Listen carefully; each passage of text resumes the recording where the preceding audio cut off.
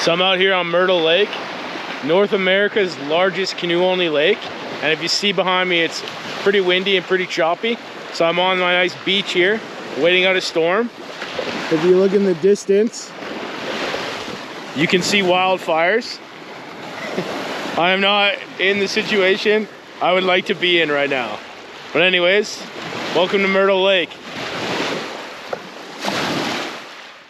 Okay, welcome back. I've just parked and totally loaded up my canoe here. And we're at Myrtle Lake. We're in the parking lot. And just down there, you can see the information booth. And there's a trail next to it. That's 2.5 kilometers to the lake. And at that point, we're going to be canoeing. And this is the largest canoe-only lake in North America. So I should be gone for like 4 or 5 days. Who knows? Well, with that being said, I got a little bit of garbage that I'm going to throw in the bin. And then we're just going to head down the trail and let's go canoe Myrtle Lake. With that trip to the garbage can done, this trip on Myrtle Lake has officially begun.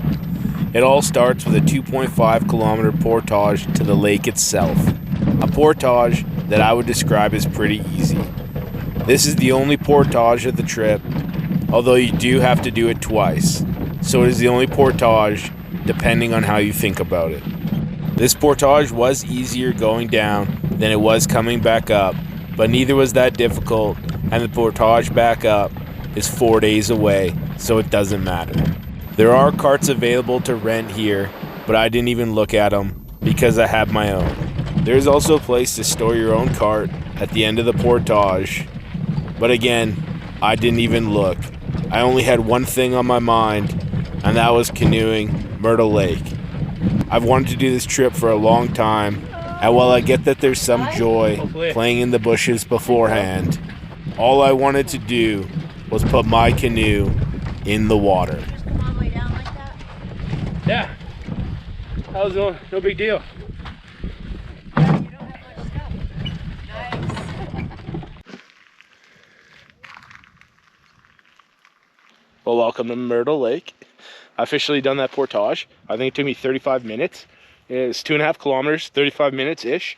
And I would say compared to Bowen Lakes, which I did like a month ago, watch those videos, it was probably easier. The trail was smooth and it was up and down, but not. Bowen Lakes, I think, had a little more uphill. Anyways, I think it was easier. But that being said, it's getting close to 12 noon right now. And I kind of feel like there might be a wind that picks up in the afternoon. So I'm not going to have a huge amount of canoeing time today. So, well, first of all, I'm going to get right out on the lake and go ASAP. But my original plan was to go up the north arm and push it a while. But I think, well, ultimately there's some campsites that are closed on that arm. So I think the new plan is to stay left, go up the west arm, find a campsite. I probably, if there is a wind that picks up, I'll probably only have a couple hours in me before I have to find a campsite and settle down for the night. But it should be fine.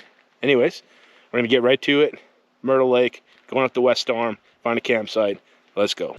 So as I start paddling, I will inform you that I am not actually in Myrtle Lake just yet. I am, in fact, in the Myrtle Lake Lagoon, a tiny pond in comparison to the absolutely huge lake itself. This is probably something I should have known beforehand, but here at Sargent, I don't do a lot of research. I just give her. So just a quick note on navigation here. That, I believe, is a river which does not lead to the lake. And I believe this is the channel I am going for. I went to the left of the lake and stayed on the left-hand side, paddled to the end, which in hindsight was probably a mistake. So I should have stayed on the right, went up here, and then we're gonna be in, my hat looks terrible. Okay, that's better. Anyways, I'm gonna go through here and then we're on Myrtle Lake proper. This is a bit of a false start. We're in the Myrtle Lake Lagoon. So we're gonna go around there, get to Myrtle Lake, and then go find our campsite. With my navigation all sorted, I finally have some time to talk about Myrtle Lake. Myrtle Lake, not to be confused with Myrtle Beach, is a canoeing destination here in BC.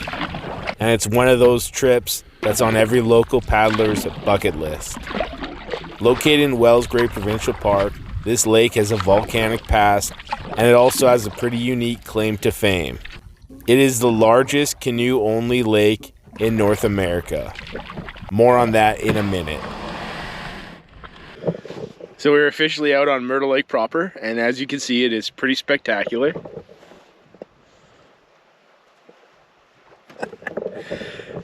This is awesome. I'm actually pretty excited. This is the first campsite, and there's another campsite over there.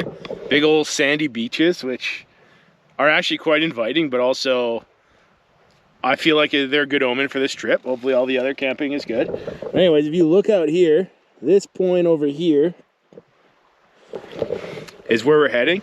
I can see the people that left just before I did, way out in the distance, so I have something to chase down. But I'm just gonna bomb across and then head up the west arm and look for a site. It is pretty open water, and it is a little bit choppy, and there's a tiny bit of a breeze, but not that I'm concerned. And I think I'll probably make pretty short work of it. So yeah, I'm officially out on Murtle Lake proper, and we're going canoeing. I'm excited. Let's go. So as I was mentioning, this is the largest canoe-only lake in North America, as in no motors allowed. Technically, you could kayak, but kayaks are for losers. Well, I ran aground again, so I'm just going to drag the canoe to the other side of this sandbar. Oh my God.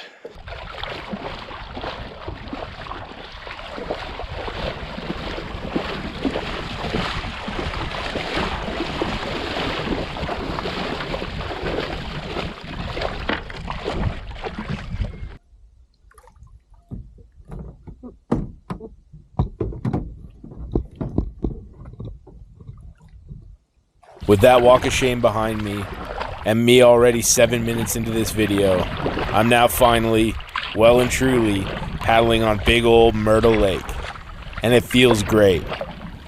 After a slow start to this paddle, and to my summer trip as a whole, nothing beats the feeling of paddling in open water. And boy, is there ever a lot of open water here. As previously mentioned, this is the largest canoe-only lake in North America, and potentially the world. Myrtle Lake has a surface area of 76.5 square kilometers, or almost 19,000 acres. I get that those numbers are hard to picture, but I assure you that it was in fact big. Okay, so I just came to a stop here, right by this big rock, and I reapplied sunscreen. I just applied sunscreen for the first time, but it is getting pretty hot. It's like 1:08 p.m. So it's starting to get quite hot. And I just passed Sandy Point campsite, which is campsite number 3, first one, main one on the lake there. I think I'm gonna go to campsite number 5, Tropicana, which sounds exotic, which I like. So that's sort of the plan. I don't really see, as of now, I don't see any reason why I shouldn't be able to get there.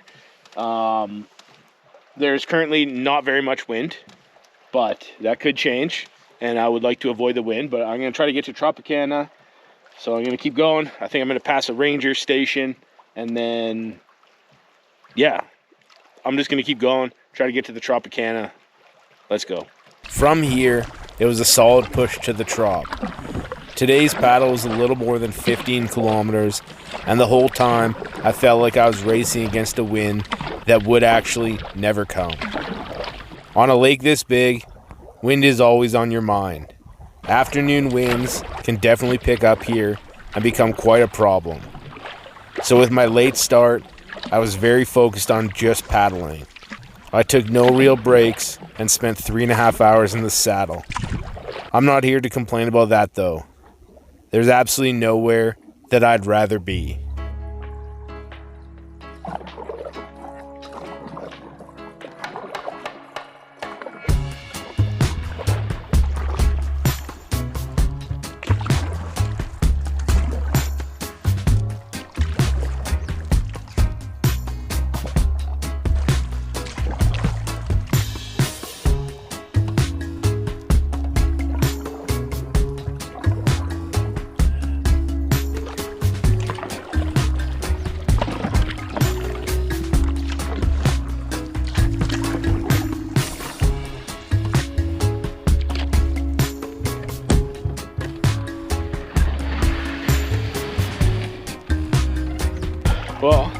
pulled up to the Trop.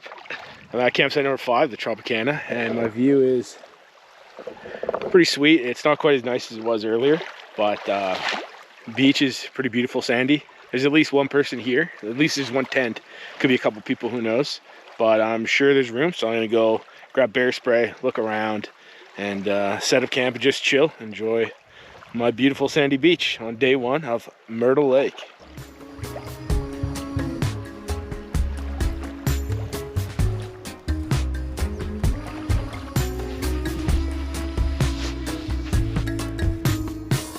Okay, so I've done a bit of an explore around this island, and I think I'm gonna pick this spot right here as my campsite. There's quite a bit of shade, and the sun is gonna be coming down behind those trees, so I think I'm gonna be in the shade all night. And it would kind of be nice to just be right on the beach and have a pretty epic view all around. But, well, one, there is a tent on the corner or at the point, and shade is hard to come by out here. So it's very hot, so in the shade right here, you know, enjoy myself and then set up camp, and that'll be that.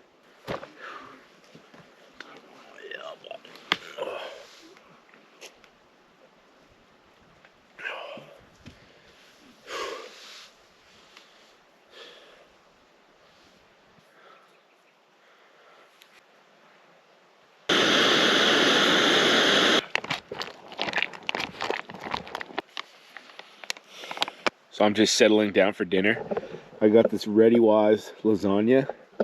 All my meals this trip are freeze dried, but I'm actually looking forward to it. I got a bagel with cheese that I did not eat at lunch, so I'm gonna eat it with my lasagna, and I think it'll actually be quite good. And this beach is so great.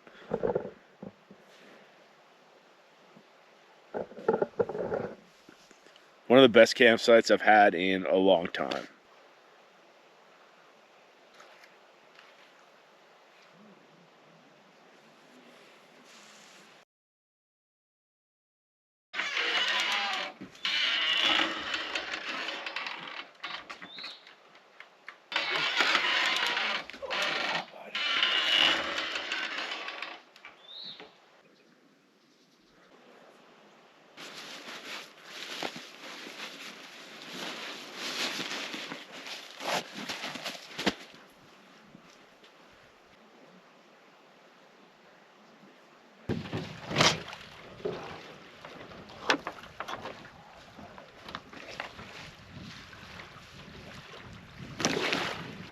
Okay, I'm all ready to go.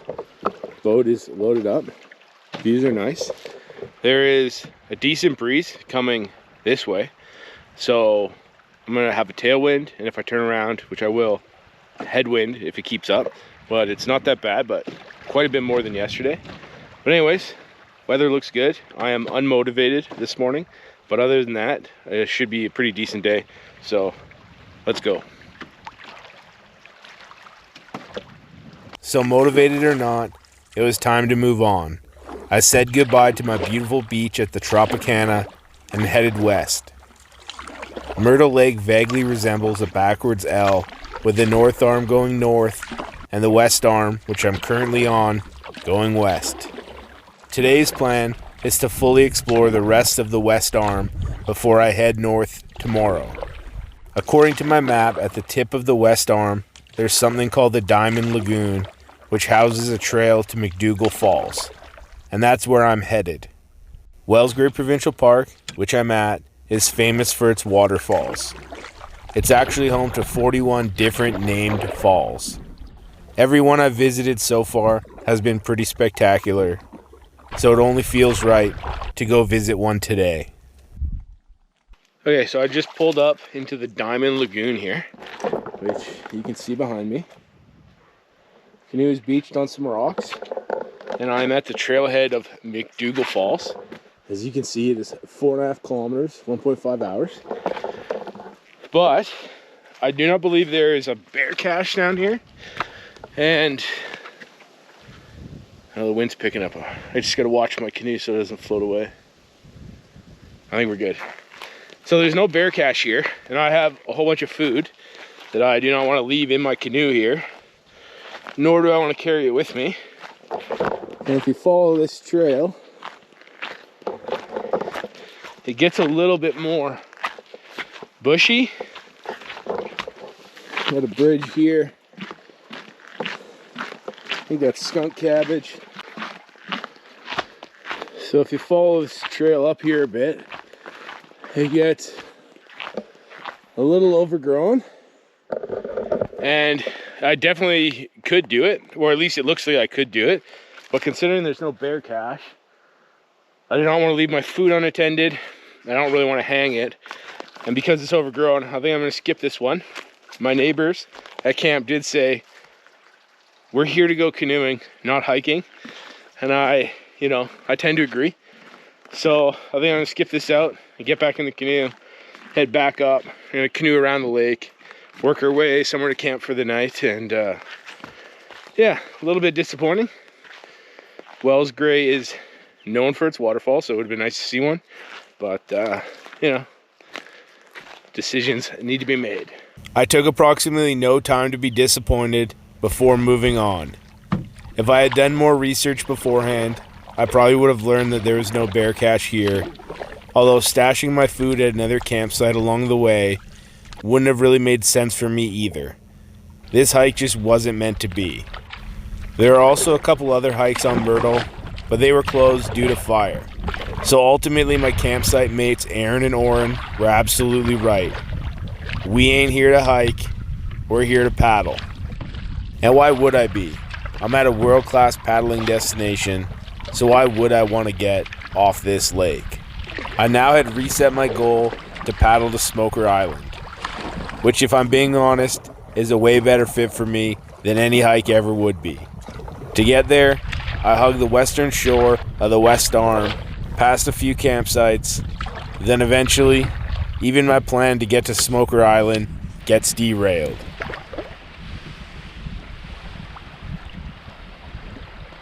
So this water got pretty shallow, so I'm gonna hop out and I'm gonna drag it across this shallow sandbar, and I'm aiming for that island. I believe that is Smoker's Island, so yeah. Anyways, I'm gonna get out, drag the canoe, and head there. The weather I thought looked a little sketchy behind me, but I think it's totally fine. Anyways, I gotta get out of this thing.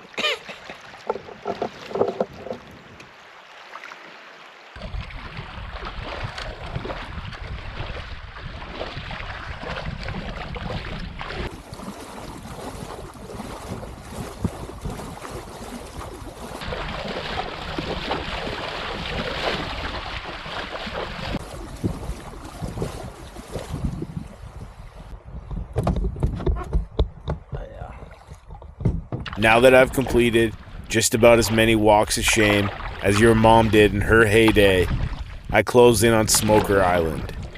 Maybe 10, 15 minutes from there, and I'll be pulling up on the shore. So I just pulled up on a Smoker Island here. Originally, I thought that over there was Smoker Island, but it turns out it's this one. But ultimately, it doesn't really matter because they both kind of suck. And you come up here, this is the campsite, which I guess is probably an all right campsite, but considering how beautiful and sandy all the beaches I've seen have been, I don't know why you'd want to camp here. That's just me, but I would rather camp on a sandy beach than Smoker Island. But if you keep coming up this way, we got a big fallen tree, and the bear cache is just above it. And I believe there's the outhouse out here, but I'm not going to look for it. I'm going to have a little celebration, allegedly, and then head on out, grab a snack, head on out, and keep going. Oh, there's an outhouse. I think it might have a tree that fell on it.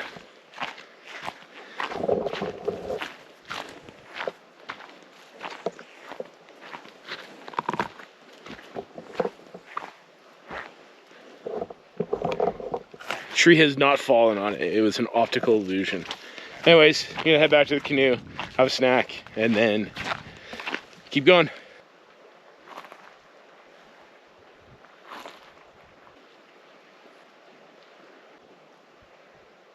As I paddle away with that post-Smoker Island glow, I push towards camp. I plan on camping as far east as possible today so I can push up into the North Arm tomorrow.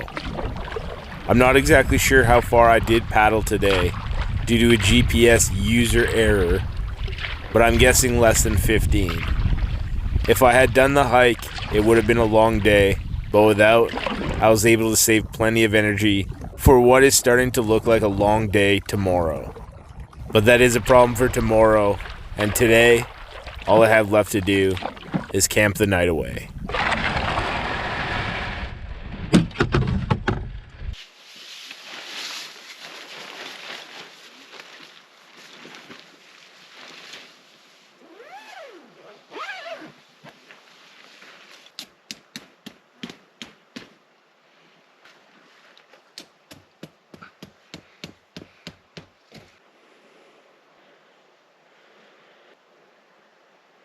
So I'm just settling in for dinner, having this Peak Refuel biscuits and gravy. Already got water on to a boil. Camp is all set up. I even got my solar panel down here charging my backup battery. And if you look over there, my view is still great. I feel like some of these clouds do look a little bit ominous. And I don't know. I feel like I might get hit with some rain or thunderstorm or something like that, but overall it doesn't look bad, but there's a few clouds that do look a little bit sketchy. Anyways, also this beach, not nearly as sandy as yesterday, but I keep going barefoot and pretending like it is, but it's definitely not.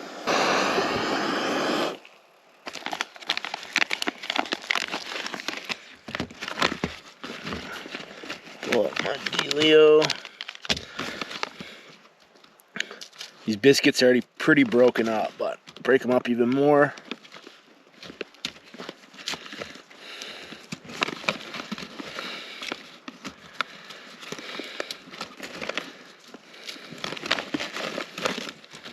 There's a fully.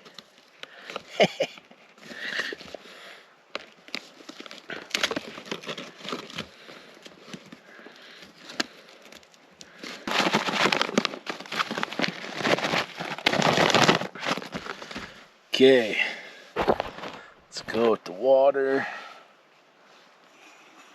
Oh yeah.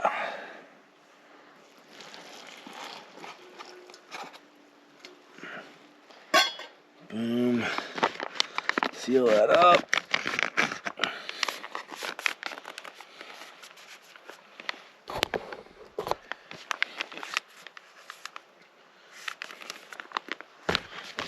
Ooh. That was almost a total disaster. I'm glad that is zipped up. I'd have to move.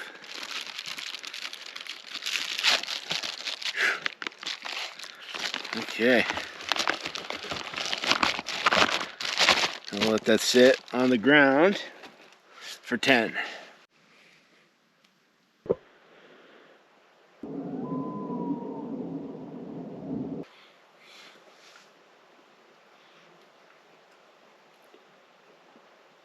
Still a little crunchy, but that's pretty good. As I crunch away at my dinner, that's where I'm going to leave you. I'll let the sun set on day number 2 of my Myrtle Lake trip. You'll need to come back next week for the conclusion. I promise that things will get a whole lot more interesting as I head into the North Arm. Peace.